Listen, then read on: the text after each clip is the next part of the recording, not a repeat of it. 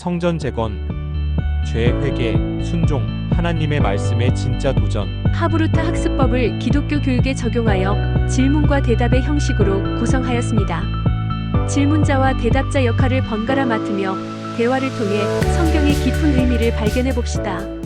서연아, 우리 오늘은 에스라서 5장부터 10장까지 공부하기로 했지? 응.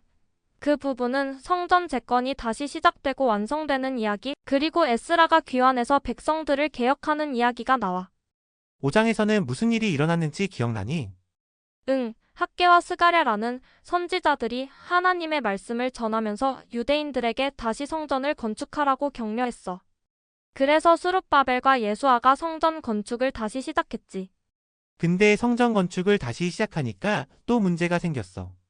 강 서쪽 총독 닷드네가 와서 누구의 허락을 받고 성전을 짓냐고 물었어.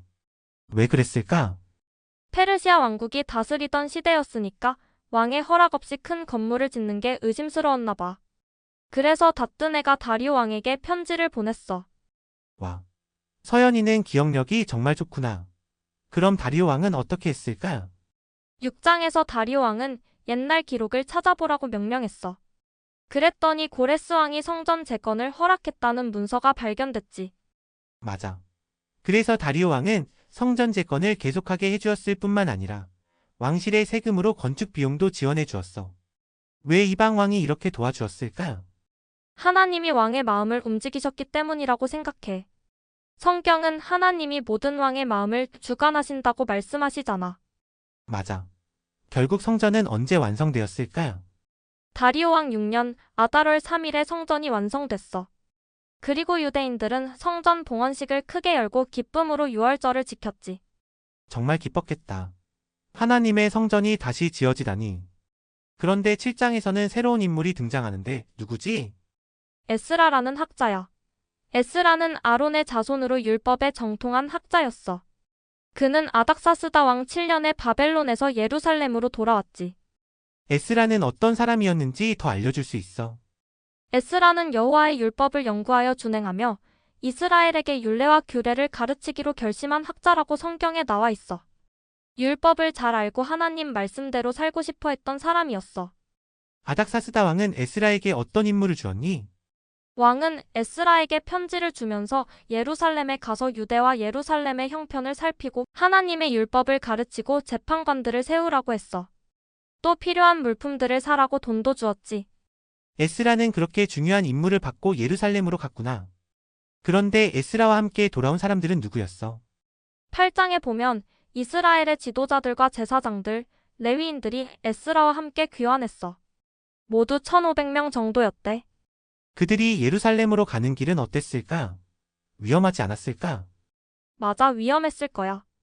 그래서 에스라는 아와 강가에서 금식을 선포하고 하나님께 안전한 여정을 기도했어. 에스라는 왕에게 군대의 보호를 요청하지 않았는데 그건 우리를 찾는 모든 사람에게 우리 하나님의 손은 선을 베푸신다고 말했기 때문이야. 와, 에스라는 정말 하나님을 신뢰했구나. 그런데 에스라가 예루살렘에 도착해서 가장 놀란 일이 뭐였을까? 9장에 보면 이스라엘 백성들이 이방 민족들과 결혼하고 그들의 가증한 일을 행하고 있다는 사실을 알게 됐어. 이건 하나님의 율법을 어기는 심각한 일이었지.